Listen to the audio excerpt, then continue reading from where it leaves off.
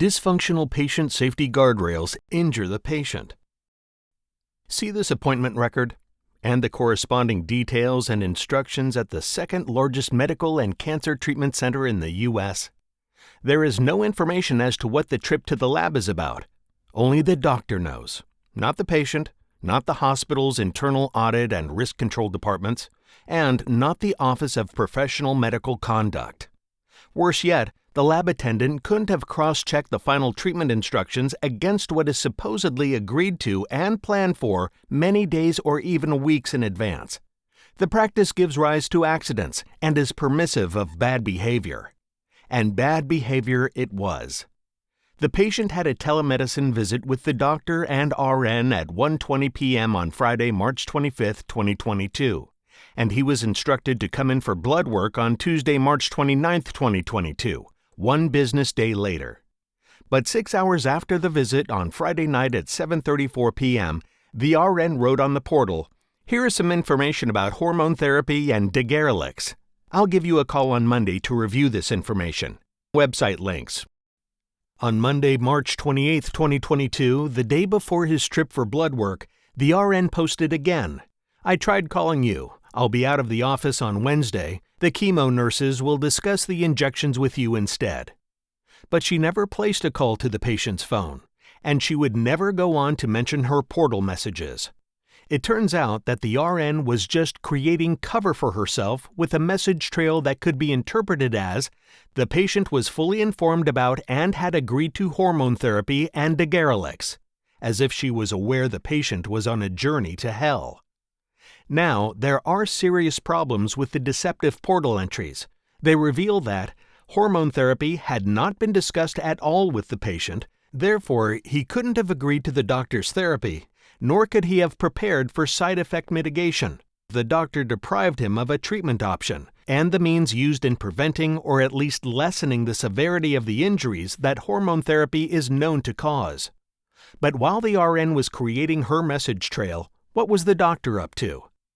The doctor had been planning and contemplating that the patient would be injured by whatever drugs or concoction of drugs he would subject him to. Like the RN in her portal trail, he sought protection with an alibi that he planted on Saturday night, March 26, 2022 at 10:37 p.m., just one business day before hormone or ADT injections. Here is the Saturday night alibi. Discussed AEs of ADT and answered all questions. In light of the repeated portal entries by the RN and the terrible timing of this note, one business day before ADT or hormone injections, it is clear that its author, the doctor, blatantly sought protection as he contemplated that he would injure the patient. Had the doctor really discussed AEs, adverse effects of ADT, and had answered all questions, if at all, the note would have been written then, many days or weeks before. The note was a premeditated alibi. The doctor couldn't have discussed AEs of ADT, nor could he have answered any questions, let alone all questions. In a criminal investigation not involving a doctor who enjoys the protection of legislation and the might of Big Pharma, this ill-timed, premeditated alibi would have the author in handcuffs within minutes of being discovered. Now, the patient was screened just before his first visit to the doctor, and the medical report shows that he was not taking any medication and was atypical in that he was otherwise completely healthy. Next morning after injections of unknown drugs, the patient's abdomen is grotesquely deformed. Fat necrosis or hard lumps due to the injection trauma are now permanent as verified by a different provider. And illnesses rained down on the once otherwise completely healthy patient: high blood pressure, osteopenia, hormone imbalance, venous insufficiency, calcification of the arteries, cardiovascular disease, and others. Over the phone, the RN told the patient that the injuries were the result of human error, that the chemo nurses had used too big of a syringe, giving him a drug overdose. The RN, in calling the incident a human error, may have been covering up the doctor's clandestine drug trial on an unsuspecting patient. Nobody can tell for sure what drugs or concoction of drugs the patient was subjected to. And, adding insult to injury, hospital administrators wrote a letter to the patient with embarrassing claims.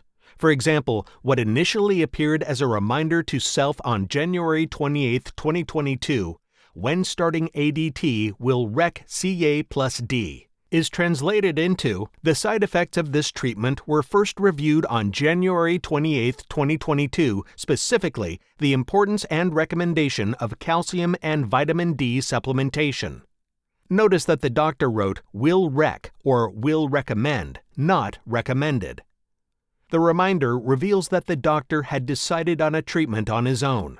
One can't reasonably discuss an ADT treatment option without revealing and discussing the means of prevention against the serious side effects that hormone drugs are known for.